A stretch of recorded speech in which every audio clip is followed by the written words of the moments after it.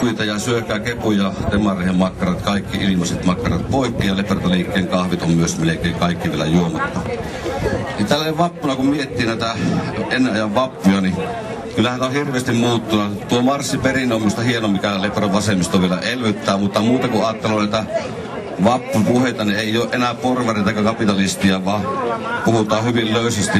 Jos ajatellaan, että Suomen suurin vasemmistolla on tällä hetkellä Ben Sushevich, mikä uskotaan ääneen sanoa vielä noita asioita, niin huonosti on mennyt. Ja jos ajatellaan tätä nykypäivää, niin kyllähän tämä on tämä Suomikin, niin menee kyllä rosvokapitalismin järjestelmä, että kellä paljon on se myös enemmän ottaa itselle sitten.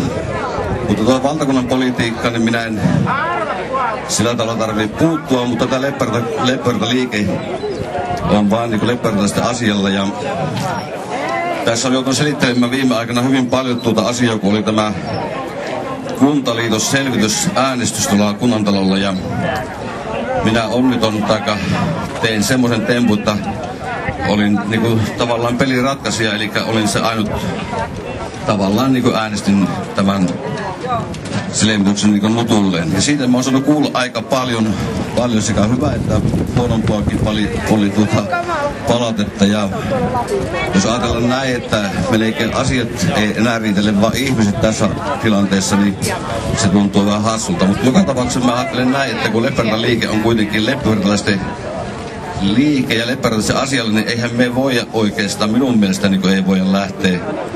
Tai meidän täytyy vaan puolustaa lepertalaisia etuja ja myös sitä itsenäisyyttä, mitä tällä kunnalla, tai mihin tämä kunta tällä hetkellä ainakin vielä on. Ja sillä tavalla, kun ajattelun tätä asiaa, niin en minä henkilökohtaisesti pysty näin juurikaan muuta tekemään kuin äänestämään kuntaliitosselvitystä vastaan. Ja sitten täällä on joku, että niin pitää sanoa sillä tavalla kuitenkin, että onhan tällä, esimerkiksi tällä hetkellä ajatellaan tuo Kysteriäkin, mitä kovasti minäkin arvostelin, niin kyllä kai se aika hyvin toimii, että ei siinäkään paljon ole alkuhämmennyksen jälkeen moitteen sijaan.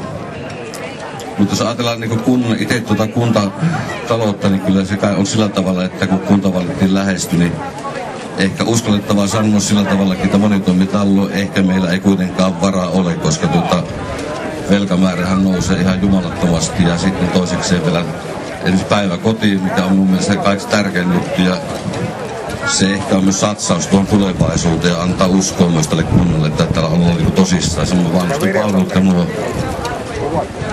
vanhusten palvelut ja muuten on ehkä sitä tulevaisuutta, mihin pitäisi pikkuhiljaa varautumaan. Ja kuntavaalit on tulossa, eli Lepertaliikehän lähtee vaaliin totta kai mukaan. Ehdokaslistaa ei ole vielä tehty, mutta itse ainakin lähden mukaan sinne ja haluan mitata tuon kannatuksen. On se sitten hyvä tai huono, mutta joka tapauksessa reilu peli, että näkyy missä tällä hetkellä liikutaan tässä kunnassa. Eli semmoisia juttuja tänä vappuna. Meillä täällä puhujia ei ole muita kuin minä, koska osa on tuolla. Sä puhut sitten, kun minä lähden pois.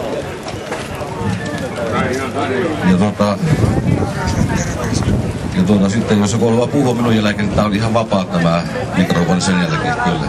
Mutta käytän tämän ajan nyt aika tarkkaan, mikä meillä on annettu, eli tuo 5 minuuttia, niin sitä tässä nyt yritetään tuhota poikki.